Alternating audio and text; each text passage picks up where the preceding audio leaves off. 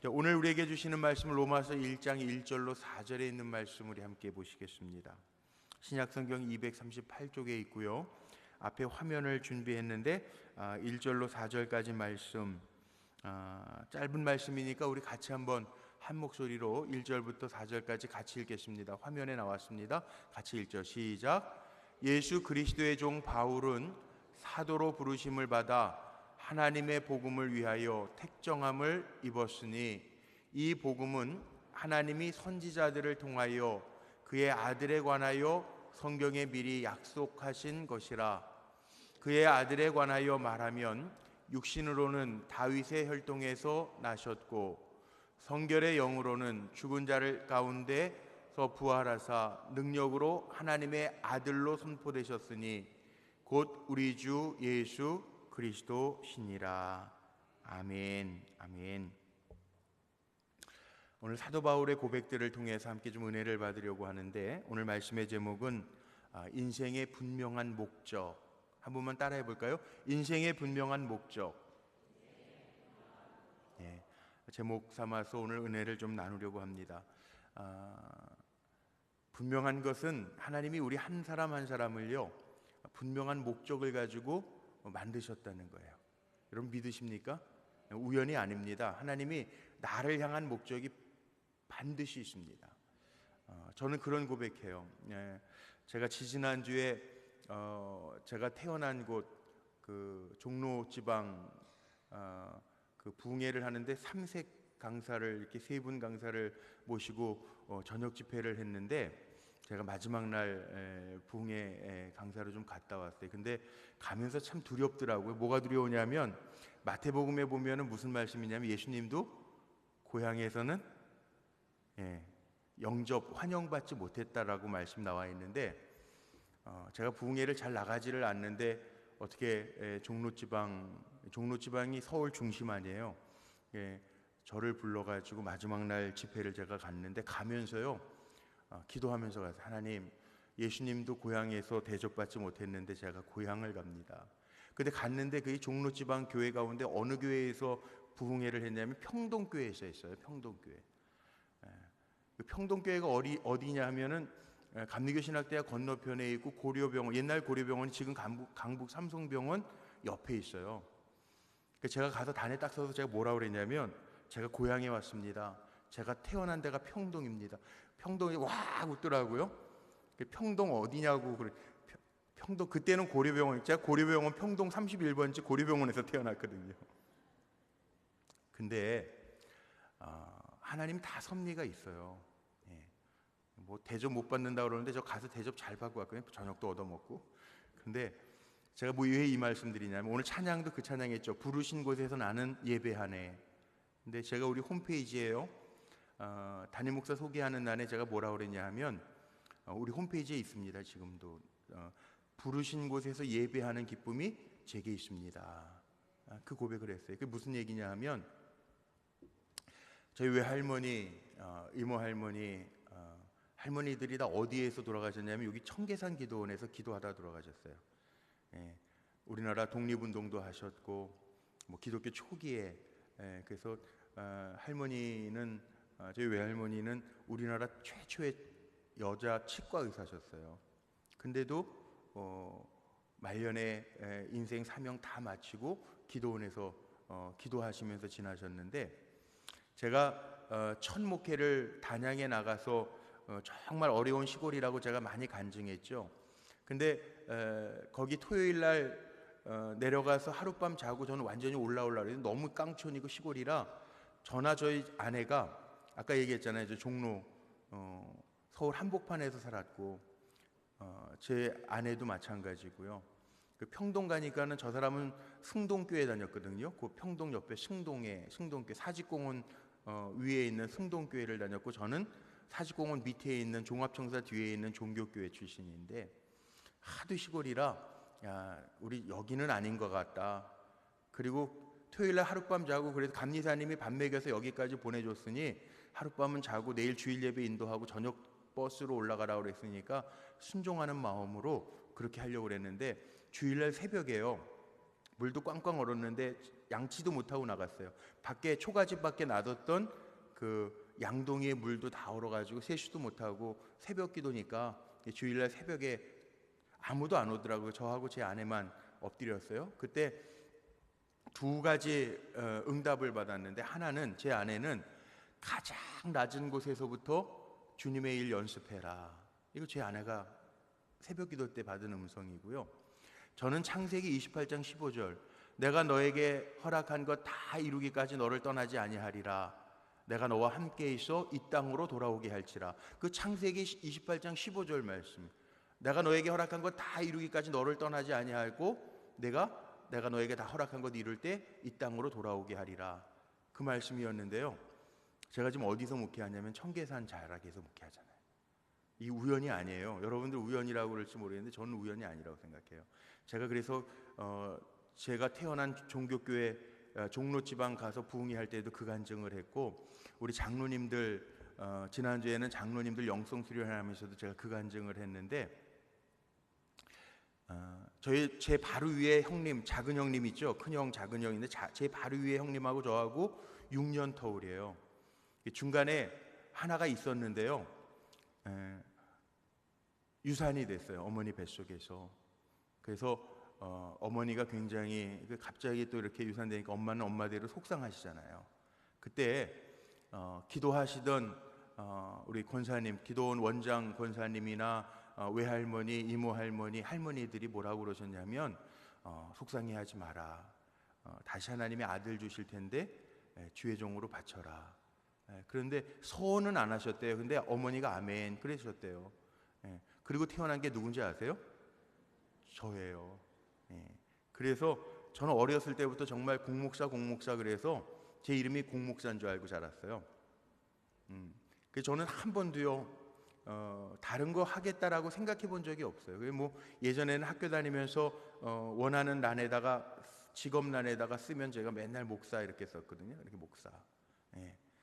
고3 됐을 때 여름방학 때 저희 아버지가 한번 아버지가 자기를 위해서, 아들 둘이 다 이과 의대 공대 나왔으니까 저는 막내 아들은 좀 아버지 뒤를 이으면 어떻게 했냐, 아버지 저 목사 될 거 뻔히 아셨는데도 한번 물어보시더 제 마음을 떠보신 것 같아요. 그때 제가 그랬잖아요. 아주 유명한 말을 제가 했죠. 제가 여태까지 하나님의 종으로 목사로 되겠다고 그랬는데 이제 와서 아버지 기쁘시게 하려고 제가 바꾸겠습니까?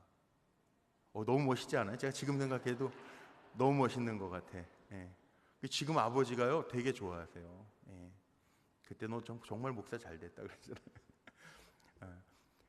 제가 왜 이 이야기를 하냐 하면, 여러분 우리가 살아가면서 중요한 거, 우리를 향한 하나님의 목적이 반드시 있습니다. 기억하세요. 이 추석이라 저는 목사이기 때문에 우리 성도님들이 그런 간증하는 거 많이 들어요. 저는 이게 기독교 집안에서 자랐기 때문에 제사 드리는 걸 한 번도 집에서는 경험을 안 해봤어요. 왜냐하면 예배 드리잖아요. 그냥 추도 예배도 드리고, 그 다음에 이렇게 추석 때 되면은 저희는 이제 요즘에는 추석날 예전에는 저희 집에 아버지가 8남매 장손이시라 우리 집에서 다 모였는데, 요즘엔 어디서 모이냐 하면은 너무 식구들이 많아져가지고 뭐 조카들에다가 막 손주들까지 있잖아요. 그러니까 할아버지 할머니 산소에서 모여요. 산소, 저 포천에 기독교 묘지에 있는 산소에서 모여서 예배를 드리는데, 다 모이면 한 60명 돼요. 60명 되면 제가 이제 예배를 인도하고 그러는데, 제사를 안 경험해 봤는데 우리 교회 성도님들 그런 얘기 하시더라고요. 이 추석 때가 되면 늘 고민하는 게 하나 있어요. 뭐냐 하면, 자기만 믿는 가정에서 지내시는 분들은 고향에 가가지고 제사 드릴 때 꼭 이거 어떻게 해야 되나 마음의 갈등이 된대요. 제가 오늘 신학적으로 해석하려고 하는 게 아니라, 뭐 제사가 드려도 됩니다 안 됩니다 그 얘기를 하려고 하는 게 아니라, 저에게 우리 교회 성도님 중에서 어떤 간증을 한번 하셨냐 하면, 자기는 권사인데 고향에 가면은 늘 제사를 지내는데, 이게 제사라는 게 저는 잘 모르겠어요. 뭐 제사를 많이 드리는 집은 뭐 1년에 10번도 드린다고 그러고 막 그러더라고요. 뭐 시제도 있고 뭐도 있고, 전 잘 모르겠어요. 근데 추석 때도 가면은 제사를 지내는데 그게 늘 갈등이 되는 거예요. 권사님 직분까지 받았는데 내가 어떻게 제사를 드려야 되나 말아야 되나. 근데 기도하다가 하나님이 주시는 지혜가 생겨가지고 화장실 갔다는 거예요. 화장실. 그 제사 다 끝난 다음에 나타나서 밥 먹고 그런데 그 얘기를 한번 하시더라고요. 어느 분이 자기 교회 다니는 거 아니까 어르신이요, 그 집안의 어르신이 너는 교회 다니니까 뒤에 서서 기도나 해라. 자기 마음속에 제사에 대해서 불편하니까 하나님이 또 그렇게도 피할 길을 주시더라는 간증을 한번 하시더라고요. 아무 생각 없이 참여하는 분들도 뭐 잘했다 잘못했다 제가 그 얘기 하려고 하는 건 아니에요. 근데 마음속에 하나님이 난 하나님의 자녀인데 직분자인데 뭐 이런 거 가지고 고민하니까 피할 길도 주시더라는 거예요. 살아가면서요, 우리 마찬가지입니다. 제가 오늘 정말 여러분들하고 나누고 싶은 게 뭐냐 하면 우리 인생의 목적이 반드시 있다는 거예요. 사도 바울 같은 경우 보세요. 제가 오늘 로마서 1장 1절로 4절 읽었는데 다른 사도 바울의 서신에도 마찬가지입니다. 사도 바울이 자기의 정체성을 뭐라고 이야기하냐면 하나님의 예수 그리스도의 종된 나 바울은, 이 사도 바울의 인사말 가운데 다 들어가요. 그래서 사도 바울이 썼나 안 썼나, 이게 사도 바울의 서신인가 아닌가를 구분할 때 그 서신서의 서두에 나오는 어투를 보면서 이게 바울의 서신이다 이렇게 얘기하는데, 사도 바울은 늘 뭐라고 이야기하냐면 오늘도 본문에 나와 있는 것처럼 예수 그리스도의 종된 나 바울이래요. 이렇게 소개해요. 종이라는 거예요. 하나님이 자기를 그리스도의 종으로 부르셨다라고 하는 확실한 고백이 있어요. 우리 살아가면서요, 그런 생각 많이 해보시죠. 우리나라 왜 하필이면 내가 대한민국 국민이지? 저는 그런 생각 가끔 해봤는데 여러분은 그런 생각 안 하시는지 모르겠어요. 캐나다 가서 살 때 보니까요, 그런 게 있더라고요. 뭐가 있냐면 제가 등치가 굉장히 크잖아요. 근데 한국에서는 옷이 맞는 게 별로 없어요. 이 와이셔츠도 맞춰 입어야 돼. 저는 등치가 하도 커가지고. 근데 캐나다 가서 사니까 좋은 게 뭐가 있냐면 그냥 라지 사이즈 사서 입으면 맞아요. 그래서 제가 느낀 게 있는데 뭘 느꼈냐면 나는 대한민국 사이즈가 아니고 국제적인 인터내셔널 사이즈구나. 그럼 나는 왜 대한민국에서 태어났지? 미국이나 캐나다 같은 데서 태어났으면 등치가 더 맞을 것 같은데 나 왜 머리 까맣지? 눈동자가 까맣지? 미국 사람처럼 코도 좀 높고 그렇게 되면 괜찮을 것 같은데, 그런 생각 해봤던 적이 저는 있어요. 근데 하나님이요 다 아시고 우리를 이미 계획해서 다 만들어 놓으셨다는 거 성경에 다 있더라고요. 우리가 이 땅에 온 게 우연이 아니에요. 보세요. 시편 139편 15절 말씀에 보면요, 우리 같이 한번 읽어볼까요? 시작. 내가 은밀한 데서 지음을 받고 땅의 깊은 곳에서 기이하게 지음을 받은 때에 나의 형체가 주의 앞에 숨겨지지 못하였나이다. 여기에 또 시편 139편 그 다음 절 16절 말씀에도 보면 이런 말씀도 있습니다. 같이 읽어보죠. 내 형질이 이루어지기 전에 주의 눈이 보셨으며 나를 위하여 정한 날이 하루도 되기 전에 주의 책에 다 기록이 되었나이다. 하나님 다 아신다는 거예요. 우리를 만드시기 전에 하나님 다 아신다는 계획이 있다는 거예요. 사도행전 17장 26절 말씀에도 보면요, 이것도 같이 읽어보죠. 시작. 인류의 모든 족속을 한 혈통으로 만드사 온 땅에 살게 하시고 그들의 연대를 정하시며 거주의 경계를 한정하셨으니, 하나님이요 우리 다 만들어 놓으시고 하나님의 뜻 안에서 살게 하시는데 우리가 사는 날수 우리는 모르지만 하나님은 이미 다 아신다는 거예요. 우리의 삶의 경계도 하나님이 다 이렇게 한정지어 놓으셨다는 거예요. 그 얘기는 무슨 말이냐 하면 저나 여러분이나 하나님의 계획 아래 지음받았다라고 하는 사실입니다. 나는 몰라도 하나님이 우리의 날수까지 다 정해놓으시고 우리의 이 땅에 온 것은 우연이 아니라는 거예요. 하나님의 목적이 있다는 거예요. 그래서 오늘 말씀의 제목이요, 우리에게는요 인생의 목적이 있어요. 하나님 다 목적을 가지고 지어놓으셨어요. 우리 다 귀해요. 한 분 한 분이. 이 땅에 덧없이 온 사람은 아무도 없어요. 목적이 있다고요. 그 리고렌 목사님, 저 세들백 교회 리고렌 목사님이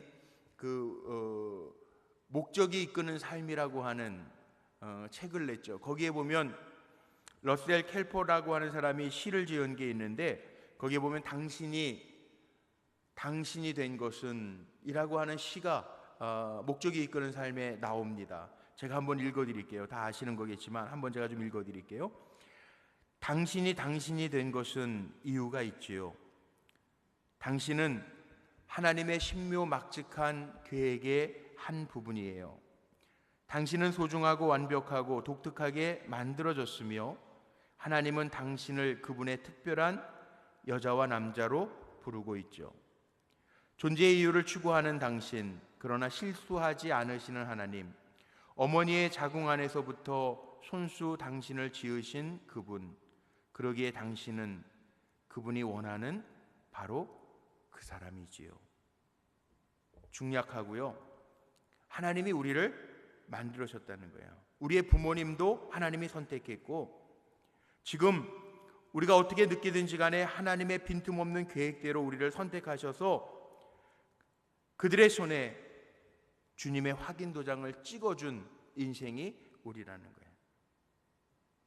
그래서 우리가 사랑받고 있다라고 하는 그 이유는 하나님이 계시기 때문이라는 시를 지었어요. 제가 이따가 말씀 끝나고 같이 찬양 부를 건데 무슨 찬양 부르려고 하냐면 여러분 그 찬양 아시죠? 당신은 사랑받기 위해 태어난 사람. 우리 사랑받기 위해서 태어났고요. 하나님의 사랑을 받기 위해서 태어났고요. 우리의 만남을 통해서 많은 열매들을 맺고 살도록 하나님 이 땅에 우리를 내어놓으셨다는 거예요. 인생의 목적입니다. 저는 우리 불꽃교회 사랑하는 성도님들의 삶의 모습이요, 많은 사람들과 관계 속에서 열매를 맺고 축복의 통로로 쓰임받는 성도들이 되시기를 주님의 이름으로 축복합니다. 사람들이 살아가면서 우리나라가 자살률이 참 높다고 그러는데 하루에 자살해서 죽는 사람이 37명이라고 통계가 이렇게 나와 있더라고요. 물론 어린 친구들도 많이 자살하지만 요즘엔 노년 자살도 참 많대요. 그래서 우리 예전에 한번 오셨던 이명택 목사님이라고 안양감리교회 담임하시는 이명택 목사님이 저랑 늘 그런 얘기하죠. 자살 방지 대책 그 기독교 운동본부 같이 하자고 막 그러시는데, 사람들이 왜 자살하냐 하면 물론 정신적인 우울감 때문에, 그 정신적인 문제 때문에, 우울증 때문에 오는 자살률도 많지만 대부분 자살은 자기에게 주어진 삶의 분명한 이유가 없기 때문에, 나 같은 존재는 필요 없어 라고 생각하기 때문에 쉽게 목숨을 끊는다는 거예요. 근데 어떤 사람도 하나님이 목적 없이 이 땅에 내어놓으신 사람이 아무도 없습니다.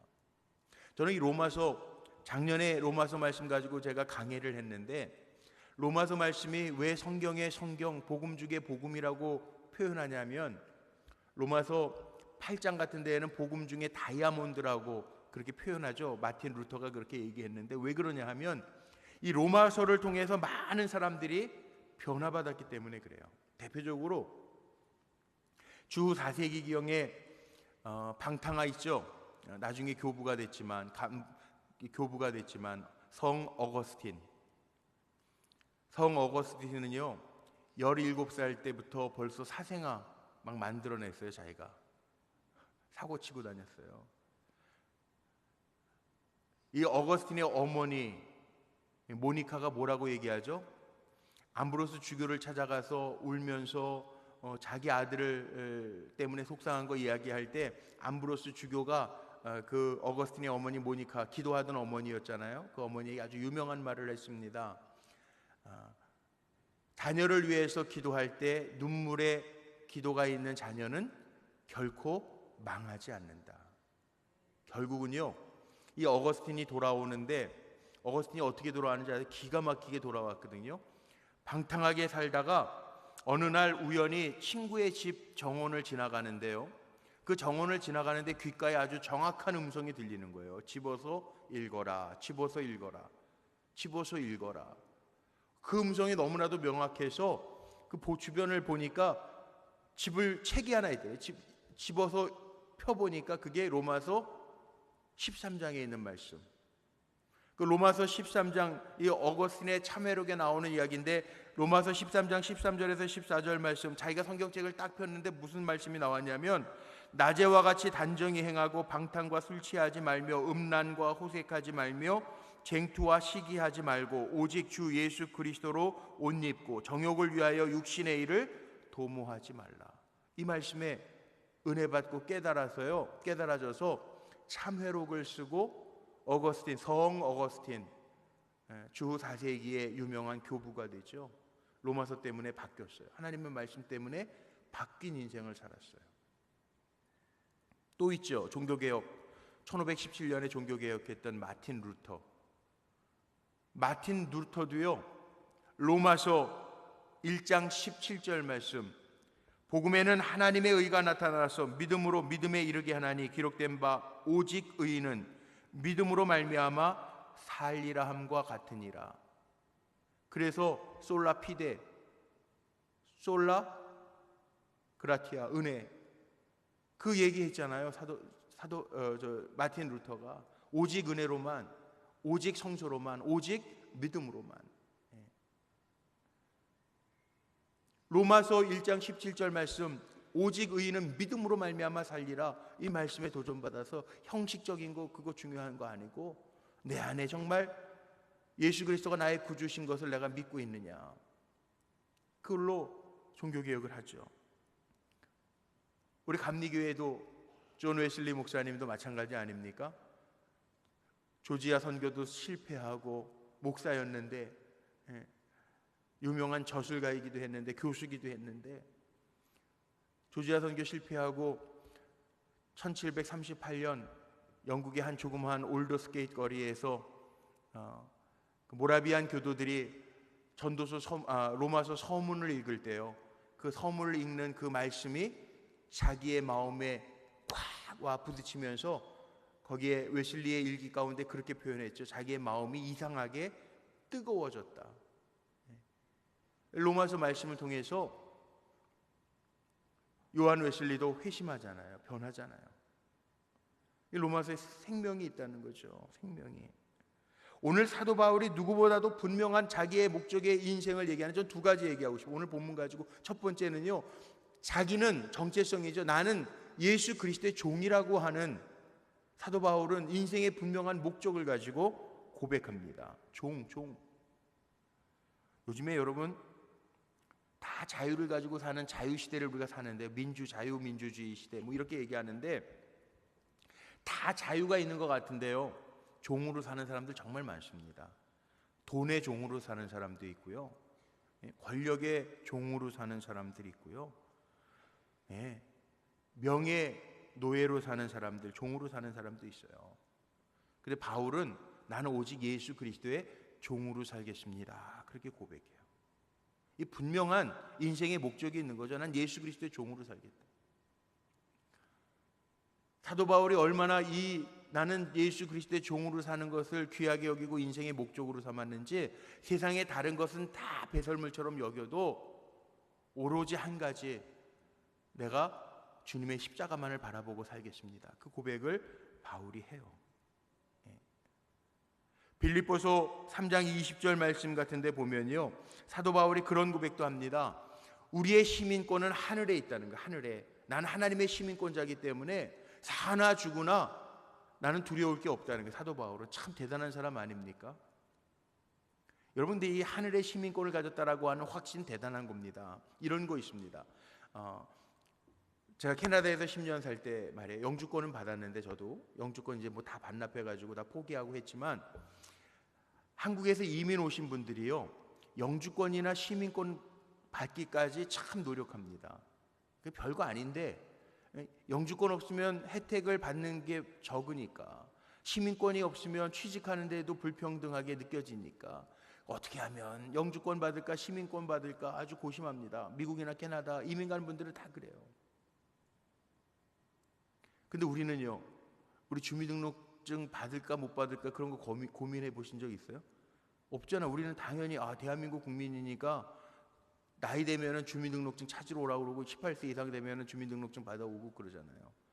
근데 우리나라에 있는 조선족 같은 분들도요, 이게 우리는 당연히 있어야 있는 주민등록증 가지고 다니면서도 이거 어디 뒀지? 그리고 별로 중요하게 생각하지도 않지만 그 사람들, 외국인 근로자들은 대한민국 국적 따는 게 쉽지 않잖아요. 노력해도 잘 안 되잖아요. 근데 우리는 누구냐 하면 사도 바울이 참 기가 막, 우리는 하늘의 시민권자라는 거예요. 예? 그리스도의 종된 나 바울은 하늘의 시민권이 있기 때문에 두려울 게 없다는 거예요. 사나 죽으나 내가 주의 것이라. 나는 오히려 죽는 것이 더 좋대요. 왜? 주님 곁에 있으니까. 그러나 내가 살아있는 것은 나에게 주님이 주신 사명이 있기 때문에 내가 사나 죽으나 주의 것인데 살아있는 것도 좋다. 그렇게 표현한 게 사도 바울이에요. 무엇을 위해서? 사도 바울은요, 자기가 그리스도의 종이라고 하는 분명한 정체성을 가지고 있었고, 또 하나는 내가 왜 그리스도의 종이냐? 복음을 위해서요. 복음을 위해서. 오늘 본문에 보니까 복음을 위해서. 복음을 위해서. 기억나십니까? 요즘 저보다 아래 세대는 잘 모르겠는데 저희 때는 초등학교 다닐 때 그 교문 통과하자마자 그 국기에 대한 경례하고 그 다음에 손 띄고 나서 외웠던 게 있죠. 그 국기에 대한 다짐 있잖아요. 나는 자랑스러운 태극기 앞에, 그거 하고 또 국민교육헌장 혹시 기억나세요? 물론 이 정치적으로 이게 무슨 이데올로기다 뭐 그러는데 지금도 제 머릿속에 기억나는 게 그건데, 나는 민족 중흥의 사명을 띠고 이 땅에 태어났다. 조상의 열을 이어받아 안으로는 뭐 이런 기억나시죠? 그 민족 중흥의 역사적 사명을 띠고 이 땅에 태어났다. 그 뭐 이데올로기 뭐 박정희 시대 뭐 어쩌고 막 그러는데 그 굉장히 그 맨날 그거 외우면서 그런 내가 이 땅에 온 게 뭔가 대단한 일을 하러 온 것처럼 정말 그랬던 기억이 나요. 민족 중흥을 위해서 뭐. 근데 우리는 이 땅에 왜 왔냐? 오늘 사도 바울은 내가 그리스도의 종이 되었고 복음을 위하여 내가 택정함을 입었다. 복음이 뭐냐? 사도 바울이 로마서에서 표현합니다. 이미 하나님께서 약속의 말씀 속에서 그 아들에 관하여 선지자들을 통하여 예비하신 바, 복음은 예수 그리스도라고 이야기하고 있습니다. 복음을 위해서 택정함을 받았대요. 예수 그리스도를 위하여 이 땅에 우리가 왔다는 거예요. 여러분 아멘이 안 되십니까? 주님이 나를 이 땅에 왜 살게 하시냐면, 왜 택하셨냐 하면 복음을 위하여 살게 하시려고 이 땅에 보내셨다는 거예요. 자, 이제 추석 명절인데요, 여러 가족들 만날 겁니다. 뭐 우리나라가 기독교 1세대 국가가 아니기 때문에 가족 중에도 뭐 사촌도 걸리고 뭐 이렇게 하면은 예수 안 믿는 가정들도 있을 거예요. 그런데 여러분, 왜 우리를 먼저 예수 믿게 하셨냐 하면 나를 통해서 예수 그리스도를 드러내게 하시기 위해서 내가 부르심을 받았다라고 하는 거 기억하며 사시기를 바랍니다. 이게 선한 영향력이에요. 저기 뒤에 계신데 우리 교회 아주 최윤임 성도님이라고 저 뒤에 계세요. 근데 수요일 날 병원 노는 날이라고 수요일 날도 오전 예배, 저녁 예배 다 나오는 분이에요. 저녁에 성경 공부까지. 안 빠지고 너무 젊지도 않지 뭐 이제 40대셨으니까. 근데 너무 열심히 잘 나와서 지난주 수요일은 제가 예배 마치고 이렇게 열심히 저랑 밥 좀 같이 먹어요. 그리고 지하 식당 가서 같이 밥을 먹었어요. 근데 아내분이랑 같이 안 와서 우리 다정 성도님인데 우리 아내 다정 성도님이 점심 같이 먹으려고 기다리는데 내가 이렇게 중간에 밥 같이 먹자고 시간 뺏은 거 아니에요? 그랬더니 뭐라고 얘기하냐면 저한테 아마도 좋아할걸요. 목사님이랑 밥 같이 이렇게 마주 앉아 먹으면은 목사님하고 밥 먹으면은 더 변화될 거라고 좋아할 거라는 거예요. 그 말 듣는데 제가 부담이 확 되는 거 있죠. 그렇지, 나랑 밥 먹으면, 목사랑 밥 먹으면 조금 더 변화되고 좀 더 예수님 닮아지고 막 이럴 것 같은. 이제 밥 먹고 같이 차 한 잔 마시고 이야기 좀 나누고 제가 이제 기도하고 자리에서 일어나면서 저랑 만나서 도움이 됐습니까? 그랬더니 너무너무 좋다고, 새 힘 얻었다고 저기 오늘 예배 드리고 계시는데 그 얘기 듣는데 제가 마음이 흐뭇한 거예요. 근데 이런 거죠. 우리 성도님들도요, 누구를 만나든지 어디를 가든지 여러분들에게 인생의 목적이 있잖아요. 복음을 위해서 우리가 부름받았잖아요. 그럼 누구를 만나든지 어디를 가든지 어떤 모임에 가든지 여러분들을 통해서 예수 그리스도의 향기가 전염되기를 주님의 이름으로 축복합니다. 이게 능력이에요. 우리 왜 부르셨냐 하면, 우리를 왜 먼저 하나님 부르시고 은혜 주시냐 하면, 왜 우리 추석 명절에도 이렇게 한 자리에 모여서 하나님 은혜 주시고 말씀으로 깨닫게 하시냐면, 여러분들은 축복의 통로이기 때문에 우리의 인생의 목적, 하나님이 보내신 대로 우리를 통해서 선한 영향력을 끼치고 많은 사람들에게 그리스도의 향기를 드러내게 하려고 우리를 부르신 줄로 믿습니다. 이게 우리 사명이에요. 사도 바울이 로마서 왜 썼을까요? 로마서에 보면 아주 분명하게 이야기하고 있는 게 있어요. 로마서 1장 15절 말씀에 보면요, 로마서를 쓴 이유가 있습니다. 우리 읽어볼까요? 시작. 그러므로 나는 할 수 있는 대로 로마에 있는 너희에게도 복음 전하기를 원하노라. 복음을 위하여 택정함을 받았기 때문에 사도 바울이 내가 누군지 이야기하고요, 내 인생의 목적이 뭔지를 분명하게 이야기하고요, 로마서를 왜 기록했냐면 내가 할 수만 있는 대로 로마에 있는 모든 사람들에게 너희에게도 복음 전하기를 원한다, 그렇게 얘기하는 거예요. 우리 인생의 목적이 뭐냐면요, 왜 우리 구원하셨냐 하면요, 왜 우리 하나님의 종 삼아 주셨냐 하면요, 나를 통해서 예수 그리스도가 드러나게 하시려고, 복음이 드러나게 하시려고, 나를 통해서 천국 가는 길이 보여지게 하시려고 우리를 부르셨다는 거예요. 여러분, 이 자신감으로 한날 한날 살아가시기를 주님의 이름으로 축복합니다. 다르게 살면 돼요. 다르게 살면.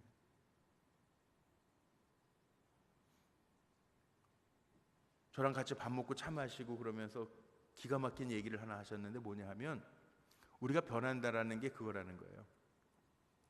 예수 믿고 내가 조금씩 변해서 주님 기쁘시게 하면 된다는 거예요. 우리 최현민 성도님 계신데 자꾸 예를 들어서 미안해요. 이렇게 얘기하더라고요.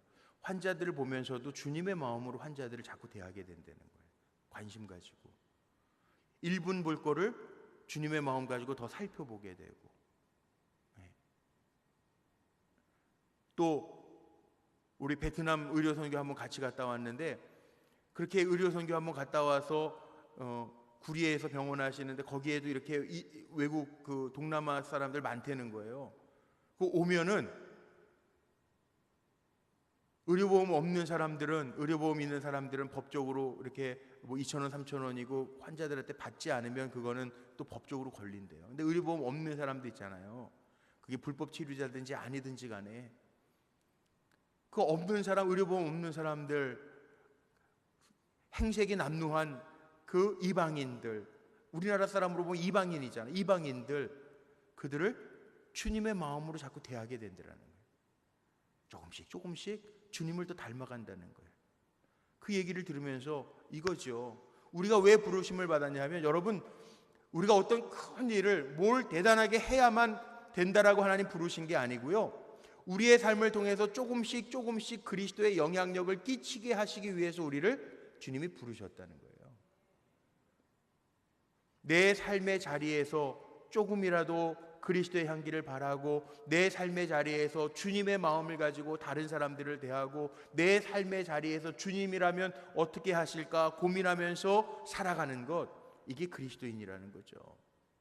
이게 우리의 삶의 목적이라는 거죠. 그러면 하나님이 책임져 주세요. 어느 교회 집사님이요, 저기 대구에 어느 교회 집사님이 설렁탕 집을 하는데, 이 집사님이 설렁탕 집을 경영하면서 정말 성실하게 좋은 재료로 좋은 뼈들, 고기들 갖다가 쓰면서 팔았다는 거예요. 근데 어느 날은 설렁탕을 끓이는데 색깔도 거뭇하게 나오고 별로 이렇게 자기가 늘 쓰던 고기와 뼈 같지가 않더라는 거예요. 그래가지고 자기네 식당에다가 고기를 납품하는 집에다가 전화를 했답니다. 아니, 오늘 이거 뭐 재료 준 거 별로 이렇게 신통치 않은 것 같다고. 그랬더니 고기 공급하는 업자가 뭐라고 이야기하냐면, 아이고, 늘 갖다 드리는 고기하고 다른 집하고 좀 바뀐 것 같다고, 그 적당히 그 커피 프림을 좀 섞으면은 거뭇거뭇한 색깔 없어질 거라고 그렇게 알려주더라는 거예요. 근데 이 신실한 집사님이 뭐라고 그랬냐면, 내가 여태까지 신용과 또 설렁탕 한 그릇을 만들어 팔더라도 주님을 대접하는 심정으로 만들었는데 내가 그렇게 할 수 없다고. 그리고 그날은 장사를 안 하고 문에다가 문 닫고요. 문에다가 뭐라고 써붙였냐 하면 오늘은 재료가 신통치 않아서 영업을 할 수 없습니다. 죄송합니다. 내일 더 좋은 재료를 가지고 문을 열겠습니다. 그리고 문을 닫았대요, 그날. 그 다음날 문 열었는데 그 다음부터는요 아주 손님들이 떼거지로 몰려오더래요. 이게 신앙이에요.